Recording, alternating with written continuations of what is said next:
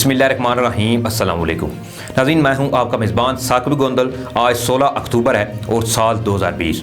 आज की वीडियो में हम बात करेंगे कि गुजरांवाला जलसे से कबल ही इमरान खान और मौलाना में लफ्ज़ी जंग छिड़ गई।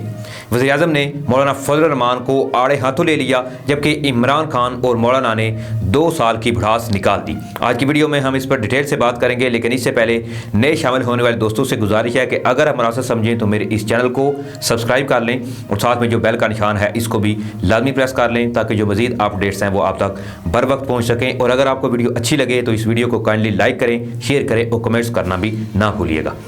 नाज़रीन, मौलाना फजल रहमान की वज़ीर-ए-आज़म इमरान खान के साथ मुखालफत और मुखासमत जो है वो किसी से भी ढकी छुपी हुई नहीं है।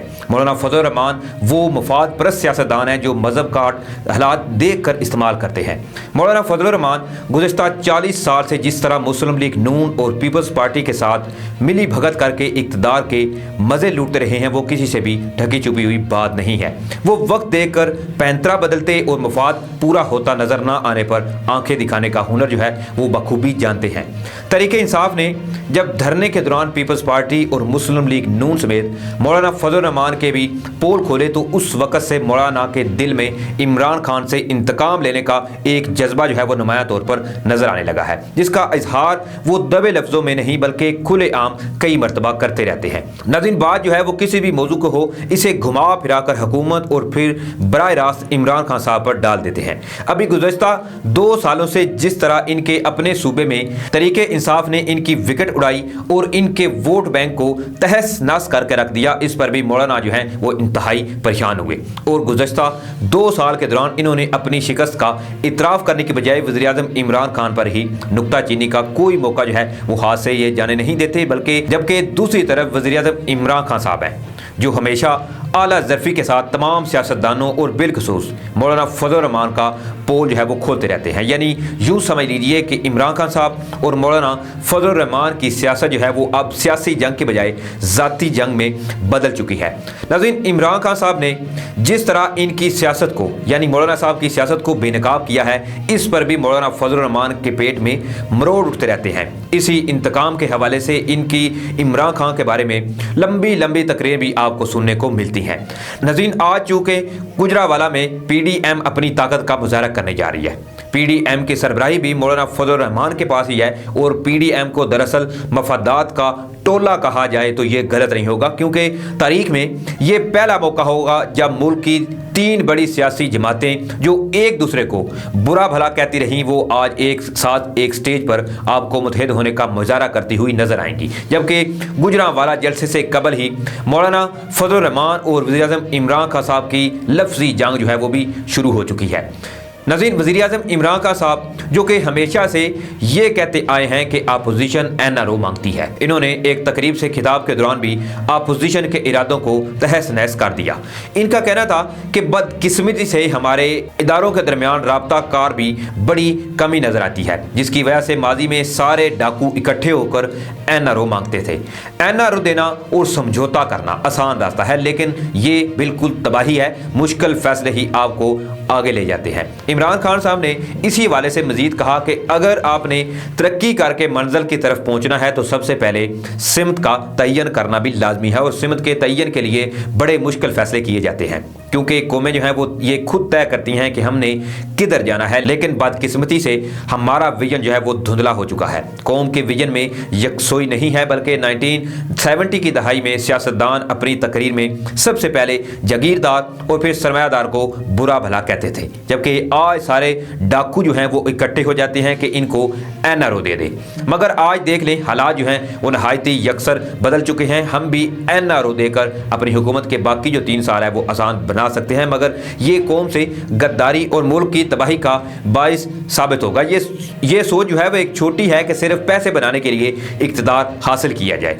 रिटायरमेंट के बाद क्या क्रिकेटर्स को सिर्फ क्रिकेट की बातें करनी चाहिए, जबकि मैंने क्रिकेट में जदोजहद और मुकाबला करना सीखा है। वज़ीर-ए-आज़म साहब ने इसी हवाले से मजीद कहा कि जब मैंने हुकूमत संभाली तो बरामदात के मुकाबले में दरामदात जो हैं वो नहायत ही ज़्यादा थी, जबकि तुर्की ने बरामदात पर तवज्जो देकर मईशत को तरक्की दी। उर्दुगान साहब ने तुर्की को तब्दील कर दिया है, क्योंकि इन्होंने एक्सपोर्ट बढ़ाई।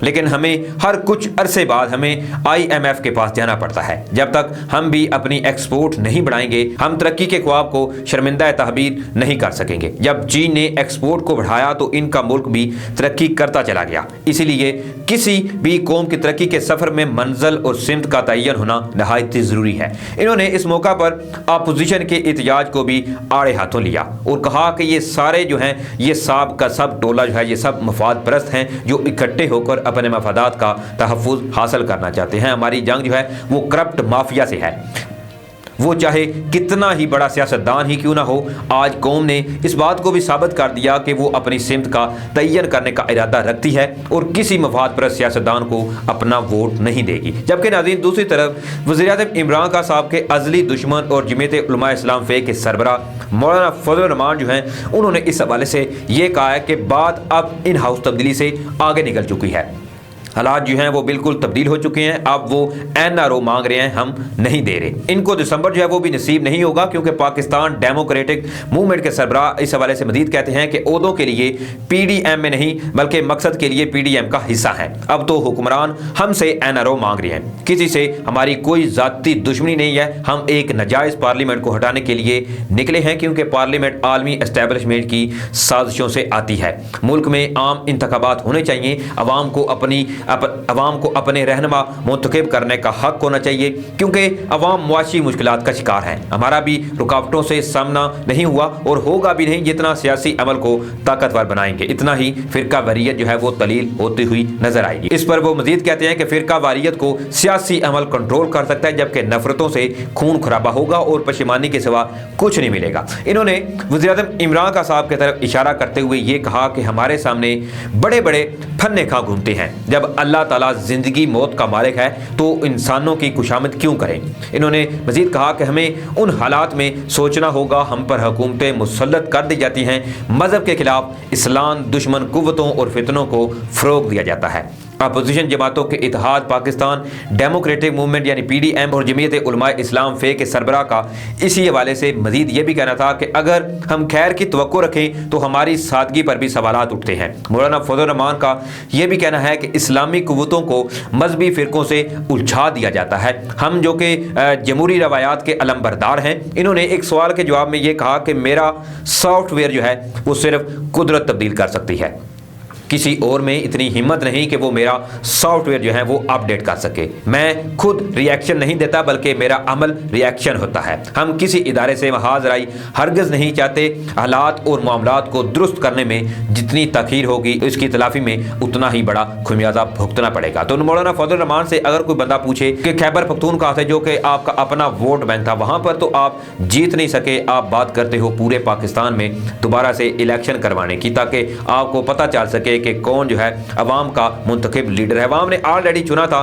عمران خان صاحب کو کیونکہ آپ جب بھی دور اقتدار میں آئے ہو آپ نے سوائے لوٹنے کے اس ملک کو کچھ نہیں دیا۔ آپ کا مقصد یہی ہوتا ہے کہ اگر کوئی بندہ آپ سے سوال پوچھے کہ بھئی آپ نے یہ چوری کیوں کی ہے، آپ آگے سے فرقہ واریت اور اسلام کارڈ جو ہے بڑی ہی کمال مہارت سے آپ کھیل دیتے ہو تاکہ اگلا بندہ اسی بات میں الجھا رہے، آپ کے گریباں تک اس کا ہاتھ نہ پہنچے۔ لیکن اب آہستہ آہستہ عوام میں اتنا شعور پیدا ہو چکا ہے کہ عوام کو اچھے اور برے کی اچھی طرح سے سمجھ آ چکی ہے، اور یہ سب میرے خیال سے تو عمران خان صاحب نے عوام میں یہ شعور دیا ہے کہ وہ اپنی مرضی سے اپنا لیڈر منتخب کریں، چاہے وہ عمران خان صاحب ہوں، چاہے وہ پھر نون لیگ سے ہو، چاہے پیپلز پارٹی سے یا چاہے پھر فضل الرحمان کی پارٹی سے۔ اب دیکھتے ہیں ناظرین اس حوالے سے مزید کیا اپڈیٹ سامنے آتی ہے، اور مولانا فضل الرحمان اور عمران خان صاحب کے درمیان جو یہ لفظی جنگ شروع ہو چکی ہے، عمران خان نے جو بیانات دیے ہیں اور ان پر، اور اس کے ساتھ ہی مولانا فضل الرحمان نے جو واپسی تیر چلائے ہیں ان پر آپ کی کیا رائے، اپنی قیمتی رائے کمنٹس باکس میں ضرور دیجیے گا۔ اسی کے ساتھ اپنے میزبان ثاقب گندل کو دیجیے اجازت، پھر سے کسی نیکسٹ ویڈیو کے ساتھ حاضر ہوں گا۔ اپنا خیال رکھیے گا، اللہ حافظ۔